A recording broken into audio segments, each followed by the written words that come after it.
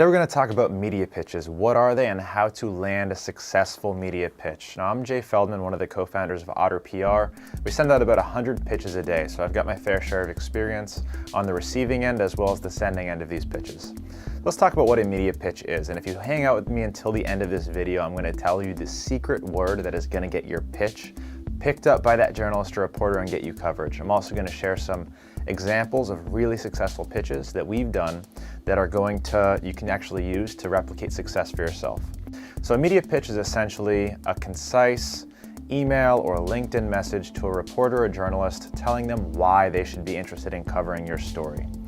That's going to come with a subject line, a hook, and the value. And a media pitch can happen on any platform. You know, typically and historically it's been via email, but now you can pitch someone on Twitter, you can pitch someone on LinkedIn, so it is not restricted to the email platform alone.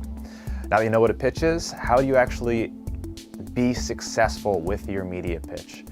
Journalists and reporters, and let me tell you, are used to getting hit with media pitches all day, every day from different angles, and I talk to them all the time about this and how disappointed and frustrated and annoyed they are by some of the low quality pitches and unpersonalized pitches that come through their inbox.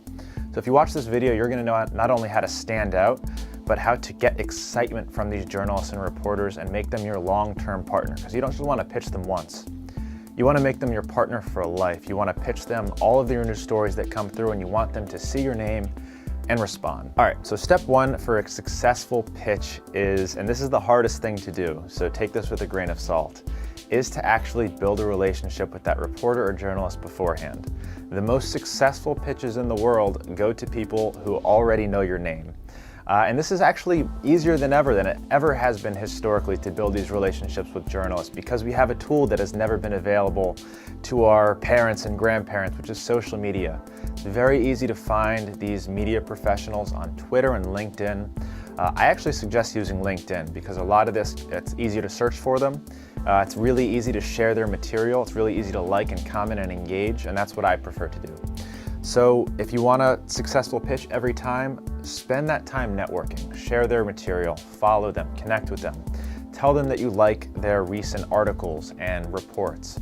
And I promise it's going to go a long way to getting your pitch opened and responded to and taken a little bit more seriously. If you put in that background work, your pitch is going to go over a lot better. Number two, and this is the other most important factor I think, is offer actual value in your pitch. If you're pitching something that you know as a PR professional is not an interesting story and is not going to be interesting, you're just doing it on behalf of your client, or you're sending them a press release that you did for a company, chances are you're not going to get a good response from a journalist or reporter. If it's not an interesting story and you're not offering them any specific value, what incentive do they have to cover your story? Now, if you have a company with a renowned CEO and you're going to offer that journalist or reporter an exclusive interview, either a phone interview or a Zoom interview with that CEO, that's value. If you're going to offer them a trial product so they can test out your new technologically advanced product before they report on it, that's value. Or if you're offering them to report on somebody with a large social reach, tell them that you're going to bring that social reach to their article. All of those things are just some examples of value that you can actually offer to your reporter or journalist to increase your chances of getting coverage and getting opens. Step three, and I can't overstate this enough, is personalization. A lot of PR professionals, agencies, firms are in the common practice of sending blast pitches out to thousands of different media professionals, some of which aren't even relevant to the topic that you're presenting. And it's not personalized. Even if it has their first name, they can see right through it. The best pitches are done one by one, and with something relevant that can only be relevant to that single reporter or journalist. For example, you read some of their past work and you want to offer a specific comment on a title that they recently put out. If you put that in the subject line, the chances of them opening that email or that LinkedIn message are going to be 100x, because you actually took the time to dive into their work and send them a specific pitch that makes it seem like, at least, that your offer in that email is going to be targeted for them and not for the masses. So spend the extra time, personalize your email, get to know the journalists and reporters that you're pitching, and it's going to go over a whole lot better. Next one, number four, and this is also very important, is keep your contacts short and sweet, especially if this is a pitch Make sure that your subject line is concise and make sure that the body of your email is readable. Start with the hook. Don't make them read through a long press release to figure out what the value add is. As soon as they open that email, they should see, boom, hello, here's the hook, here's the ask. The days of sending a long press release with 500 to 1,000 words in an email are over. There's no way those journalists and reporters who are getting hundreds of emails a week are going to read through your long press release to figure out if this is a story or not. You have about 100 words to let them know if you have something of value for them to actually respond to and get that pitch noticed and taken to the press. And the final piece of advice that I have for you when sending out your pitch is make sure that it's targeted. If you are going to be pitching either in mass or directly, make sure that what they're actually writing about, what that journalist or reporter is interested in, is relevant to the story that you're presenting. If you send out a pitch to 1,000 people, 500 of which is relevant, 500 of which it's maybe relevant or probably not only are you going to get marked as spam, but you're going to blackball yourself from all of these reporters and journalists.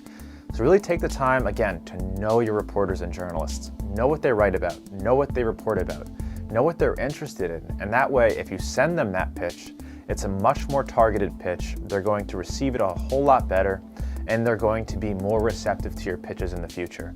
If you send a journalist who's writing about technology, something about healthcare, 2 or 3 times, or even once, and then they see their next pitch, they're probably just going to delete your email without even opening it.